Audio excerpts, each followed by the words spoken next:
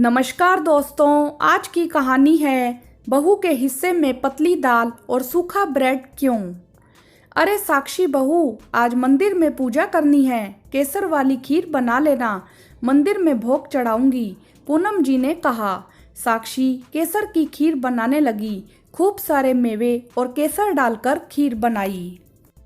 साक्षी को भी केसर वाली खीर बहुत पसंद थी। उसने अपनी नानी से सीखी थी केसर वाली खीर बनानी।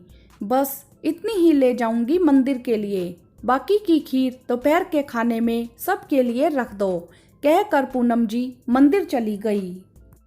साक्षी भी सारे घर के काम निपटाने लगी। दोपहर का खाना बनाकर सबको खिलाकर वह सोने चली गई। शाम को उठी तो देखा खीर का डिब्बा खाली था। पूछने पर पता चला कि सासू माँ, ससुर जी, नंद और देवर ने खा ली सारी खीर। खीर इतनी स्वादिष्ट बनी थी कि वह रखना ही भूल गए। साक्षी को यह बात अच्छी नहीं लगती थी। वह सबके लिए पर्याप्त मात्रा में पकवान बनाती, पर जब उसके खाने की बारी आती तो उसे बचा खुचा ही मिलता था। पनीर की सब्जी में उसके लिए पनीर कभी नहीं होता था। उसे बची हुई तरी के साथ ही काम चलाना पड़ता था, क्योंकि साक्षी रिशु को खाना खिलाकर अंत में खाना खाती थी। रिशु को खाना खिलाकर जब वह किचन में प्लेट रखने गई तो देखा सासू माँ दाल में पानी मिला रही थी। मम्मी जी, यह क्या कर रही हैं आप? दाल इतनी पतली क्यों कर दी? इतनी पतली दाल आपने किसके लिए की है? साक्षी ने पूछा। अरे, आज दाल चावल कुछ ज़्यादा ही स्वादिष्ट बने थे, सब ने थोड़ा ज़्यादा खा लिए। तेरे लिए थोड़ी दाल ही बची थी, पर अब मैंने ठीक कर दी है, तू खा ले। और एक रोटी बच गई है, अब क्या करेगी और रोटी बनाकर? चल, एक रोटी और फ्रिज में रखा हुआ ब्रेड ही खा ले, पूनम जी कहने लगी। साक्षी को बहुत गुस्सा आया।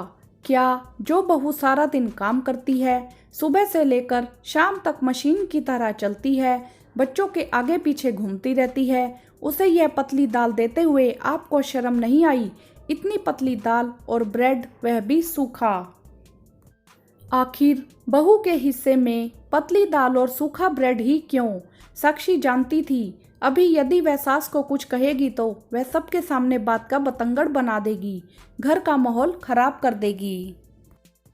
अगले दिन साक्षी ने गर्मा गर्म खाना बनाया। साक्षी को आखिरी रोटी बेलते हुए पूनम जी ने देखा तो सोचा अब बहू खाने के लिए बुलाएगी, पर साक्षी अपनी ही थाली में दाल, रोटी, सब्जी सजाकर सबसे पहले बैठकर खाने लगी।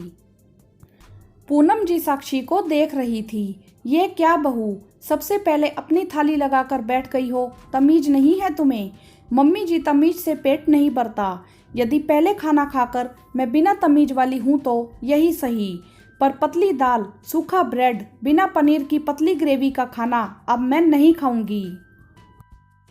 आपको सोचना चाहिए, जो बहू सुबह से लेकर शाम तक हम सब के लिए काम करती है, जो पूरा दिन मेहनत करती है, आखिर में वह पतली दाल और सूखा ब्रेड खाए। इसीलिए मैंने यही रास्ता अपनाया। आज से मैं सबसे पहले खाऊंगी, ताकि मुझे भूखा ना सोना पड़े, साक्षी ने खाना खाते हुए कहा।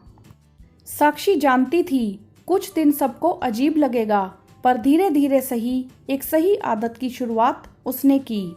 दोस्तों, साक्षी जैसी कितनी बहुएं हमारे समाज में होंगी जो सबके लिए पसंदीदा पकवान और खाना बनाती हैं, पर जब वह खाने बैठती है तो उसे बचा खुचा या कभी कभी कुछ भी नहीं मिलता है। हर सास का फर्ज होना चाहिए कि बहू के साथ ऐसा दुर्व्यवहार ना करे। वह सबका ख्याल रखती है, उसका ख्याल रखने की जिम्मेदारी भी सबकी होनी चाहिए। हाँ तो दोस्तों, आपने देखा कि बहू सारा दिन काम करती है, लेकिन उसे खाने में लास्ट में मिलता क्या है? पतली दाल और सूखा ब्रेड। आखिर क्यों? सास को भी बहू का ध्यान रखना चाहिए, क्योंकि बहू भी हमारे पूरे घर का ध्यान रखती है। आपकी इस विषय में क्या राय है?